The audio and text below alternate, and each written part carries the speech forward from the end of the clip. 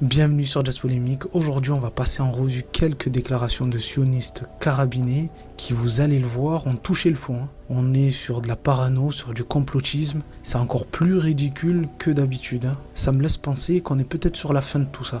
Voilà. Donc écoutez, on va commencer tout de suite. On va commencer par Golnadel, par du lourd.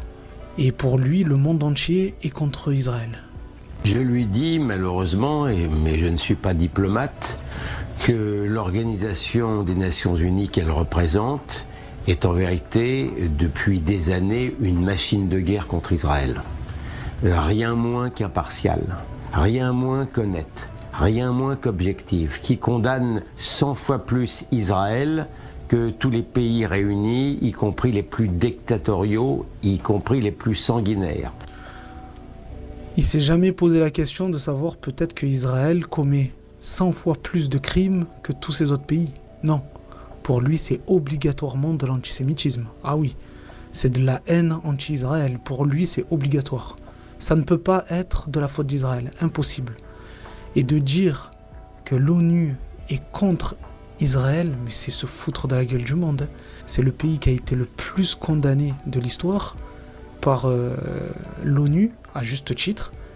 Et pourtant, il n'y a jamais aucune mesure qui a été prise contre Israël. Donc comment il peut avoir le culot de venir dire ça? Mais ça, c'est rien du tout. Et ils sont pris au sérieux pour une seule raison. C'est qu'en France, particulièrement, les médias comme les politiques, ce sont des serpillères.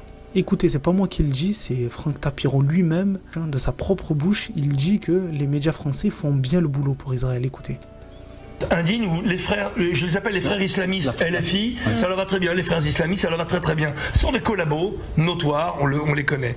Mais attention, les politiques et les médias tiennent la tête haute. Je peux vous dire que plus de 75% à peu près des Français sont derrière Israël et derrière le combat que mène Israël contre le terrorisme islamiste international.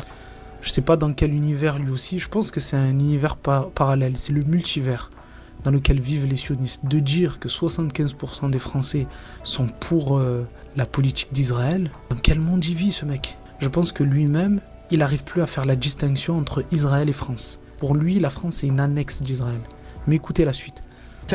Mais en France, les élus, comme les journalistes, tiennent le coup. Moi j'ai été très surpris, je pensais que ça allait tanguer un peu, qu'il y aurait un 50-50 et en même temps médiatique. Finalement aujourd'hui, je vois beaucoup plus de journalistes tenir tête. Regardez CNews, le boulot extraordinaire.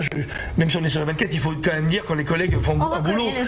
Il faut reconnaître le boulot que fait CNews. C'est pas moi qui le dis, c'est Franck Tapiro lui-même. Il dit que CNews fait un bon boulot pour Israël, pour le sionisme. Après Pascal Praud, il va dire qu'il est impartial. Bon, on sait tous qu'il ne l'est pas. Mais bon, c'est toujours bien que la vérité, un petit peu, sorte de la bouche des menteurs, de temps en temps. Ensuite, on a Sarah Salman. Je sais pas, c'est une avocate, influenceuse, vous allez le voir, qui déclare ceci concernant les Français. Non, c'est l'antisémitisme décomplexé. C'est comme si on avait presque le droit d'être antisémite. Les réseaux sociaux, dans la vraie vie, donc moi, ça me choque.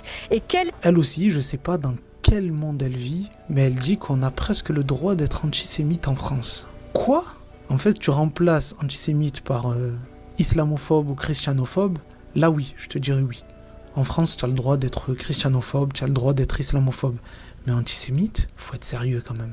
Et la réaction des juifs, parce que c'est ça aussi, on peut s'interroger. Il y a les juifs qui se cachent, qui se disent on a peur, on va prendre la mezouza, on va la cacher, on va enlever la kippa, on va faire attention.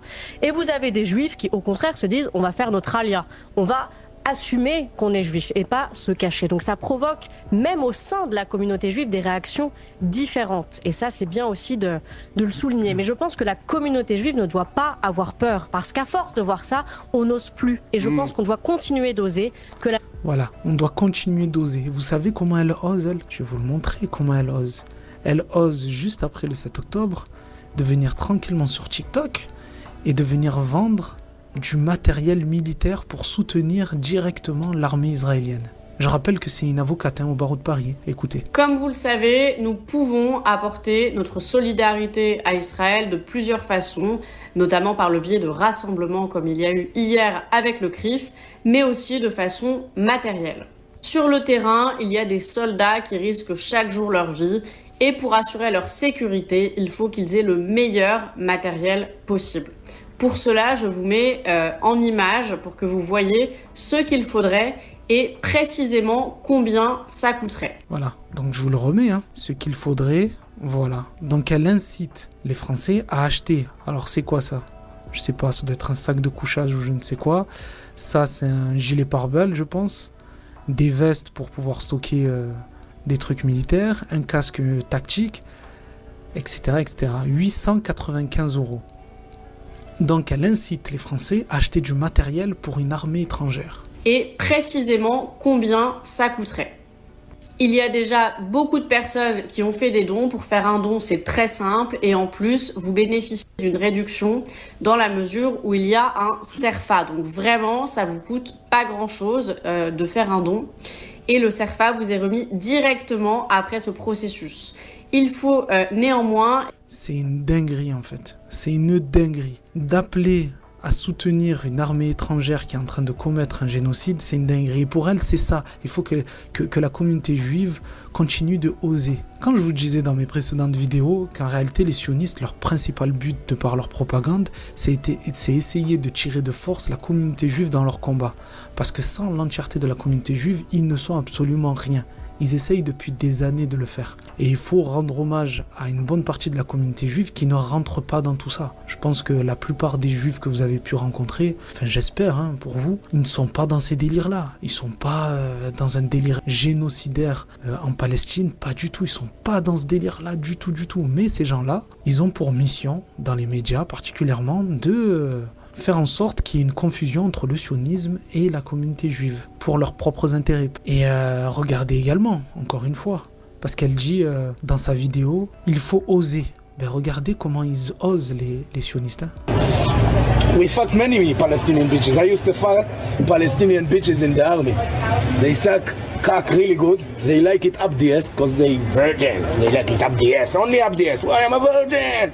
I'm a virgin. كم فلسطيني يوزي أنت أخو شربوطة.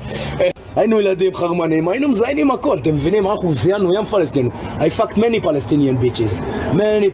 Voilà, donc on a un sionnard dégueulasse, pour pas utiliser d'autres mots, qui dit en direct que les prisonnières palestiniennes en Israël, alors je sais pas s'il fait partie de l'armée ou j'en sais rien, mais en tout cas il dit en direct qu'il les a violées, qu'il en a violé pas mal et qu'elles sont toutes violées.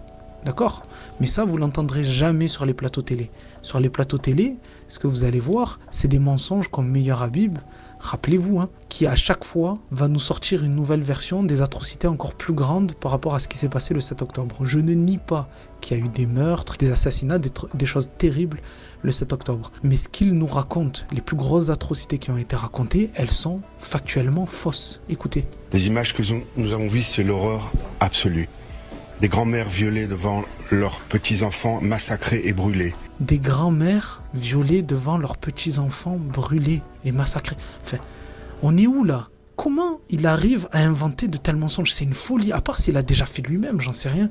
Mais comment, instinctivement, tu peux sortir de telles âneries en fait? Parce que maintenant, ça a été prouvé que tout ça c'est faux. Par la télé israélienne elle-même, elle a prouvé que tout ça était faux, en réalité. En disant qu'il n'y avait pas besoin de raconter des âneries pareilles pour prouver l'horreur de ce qui s'était passé le 7 octobre. Mais tu as des mecs comme ça, des députés en plus, députés français, qu'est-ce qu'il va faire en Israël pour essayer de défendre quoi? Enfin, bref. Mais qui va aller raconter des âneries, mais en plus avec des images qui sont absolument dégueulasses, répugnantes quoi. Une famille entière décimée. Un kibboutz qui prenait l'amour, la fraternité, le partage. C'est ça le kibboutz Be'eri, il faut comprendre. C'est des gens qui voulaient la cohabitation. A été massacré parce qu'ils étaient juifs.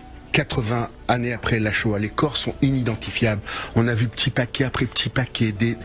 Encore une fois, il est en train de te dire que tous les corps, tous les morts du 7 octobre, ils ont été explosés en 1000 morceaux en fait. Bref, tout ça, ça a été débunké, donc c'est un menteur pathologique. Et je voulais mettre l'accent sur quelque chose. Regardez ce petit pins là. France, Israël, les deux drapeaux. pourquoi pas. Mais imaginez, 5 secondes. Je vous demande jamais plus que 5 secondes. Là, je vous demande encore une fois 5 secondes. Imaginez 5 secondes qu'un député de la République française arbore un pins avec un pays hors de l'Union européenne. Est-ce que vous pensez que ça passerait? Imaginez juste qu'un député arbore un pins avec à la fois la France et à côté le Mali. Au hasard, le Mali. Est-ce que vous pensez que ça passerait inaperçu? Que ça ferait pas le tour de tous les plateaux télé? Que le Rassemblement national n'arrêterait pas d'en parler? Que Zemmour n'en parlerait pas à chaque fois qu'il passe sur un plateau télé? Il faut se poser les bonnes questions. Est-ce que tous les citoyens, ou en tout cas tous les députés, sont... Je pense que vous avez la réponse. Écoutez, mettez-la moi en commentaire, même si je pense que je sais ce que vous allez mettre. Et puis moi, je vous donne rendez-vous à la prochaine vidéo. Dans tous les cas, on est ensemble. N'oubliez pas de vous abonner, de mettre un pouce bleu.